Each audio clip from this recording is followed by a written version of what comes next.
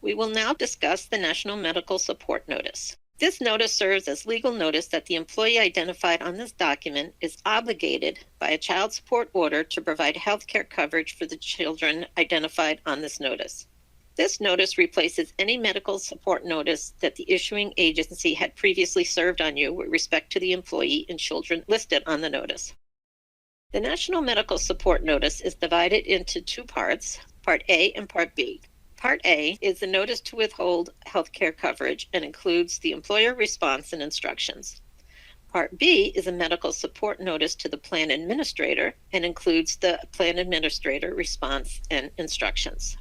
The National Medical Support Notice is sent to employers from the Child Support Agency to ensure the children receive health care coverage when it is available and required as part of a child support order. It is designed to simplify the work of employers and plan administrators by providing uniform documents to request health care coverage.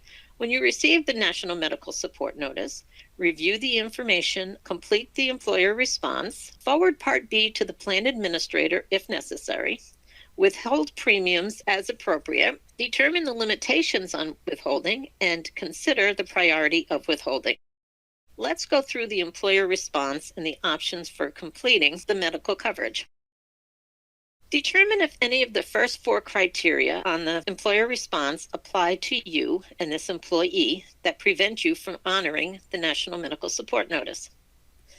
So the first one is the employee named on this notice has never been employed by you. You do not offer employees the option of purchasing dependent or family health care coverage as a benefit of their employment. The employees among a class of employees, for example, part-time or non-union, that are not eligible for family health coverage under any group plan maintained by the employer, or the employee is no longer employed, and you would fill out this information. If any of these criteria apply, check the appropriate box and return the form to the issuing agency. Determine whether the amount of support plus the deduction for healthcare premiums exceeds the maximum deduction allowed under the CCPA.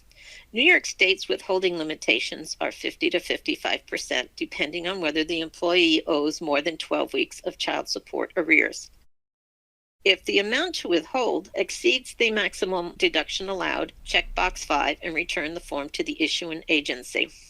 Now remember, if you use the calculator and the amount in the withhold for health insurance is 0, the amount exceeds the withholding limitations. And remember, the priority of withholding is current child support, health insurance premiums, and then child support arrears.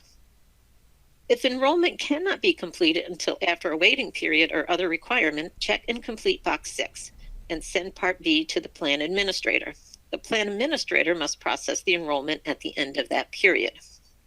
You would also forward Part B to the plan administrator if you, the employer, provide health care benefits to the employee.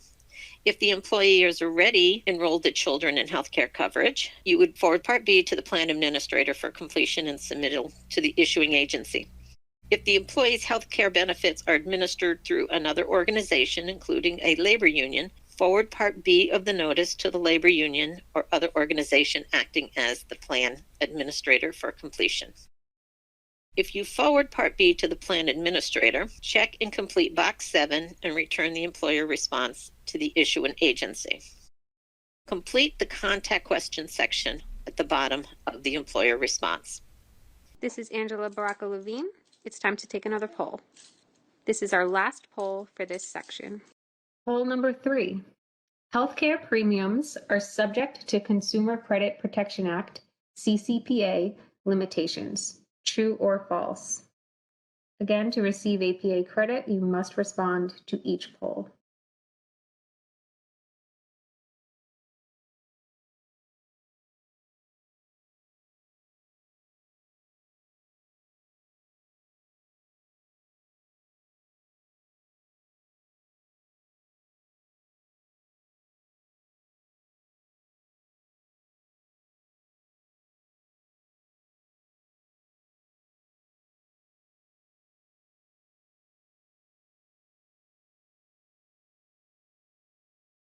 That answer is true. Back to the video. Now we'll go on to Part B, the medical support notice to the plan administrator. This notice has been forwarded from the employer to you as the plan administrator of a group health plan maintained by the employer, and in which the employee is enrolled or is eligible for enrollment.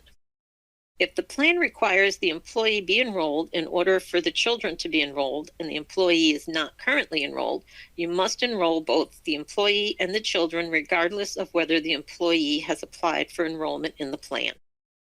All enrollments are to be made without regard to open season restrictions. So as the plan administrator, you would enroll the child in a healthcare plan and notify the employer of the premium cost, notify the employee and the custodial parent of the child's enrollment, and notify the child support agency of the child's enrollment in the plan.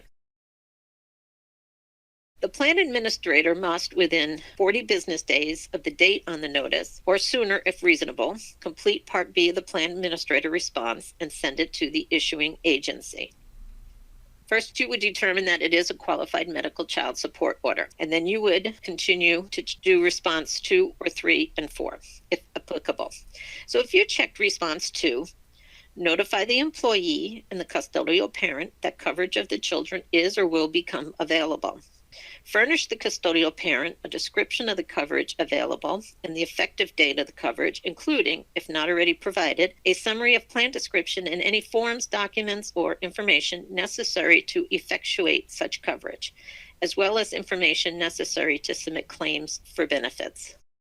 If you check response 3, if you haven't done so, provide the issuing agency a copy of the applicable summary plan descriptions or other documents that describe available coverage, including additional employee contribution necessary to obtain coverage for the child under each option and whether there's a limited service area for any option. If the plan has a default option, you are to enroll the children in the default option if you have not received an election from the issuing agency within 20 business days of the date you returned the response. If the plan does not have a default option, you are to enroll the children in the option selected by the issuing agency. You would check response 4 if the employee is subject to a waiting period that expires more than 90 days from the date of the receipt of the notice or has not completed a waiting period for duration is determined by a measure other than the passage of time. For example, the completion of a certain number of hours worked. Complete response 4 and return to the employer and the issuing agency and notify the employee and the custodial parent, and upon satisfaction of the period of requirement, complete enrollment under response 2 or 3. And if within 40 business days of the notice, or sooner if reasonable, you determine that this notice does not constitute a qualified medical child support order, you must complete response 5 of the plan administrator response and send it to the issuing agency and inform the employee and custodial parent of the specific reasons for your determination. At the bottom of the plan administrator response, you need to fill in the name, title, phone number, date, and address of the plan administrator. Are there any questions from the presentation?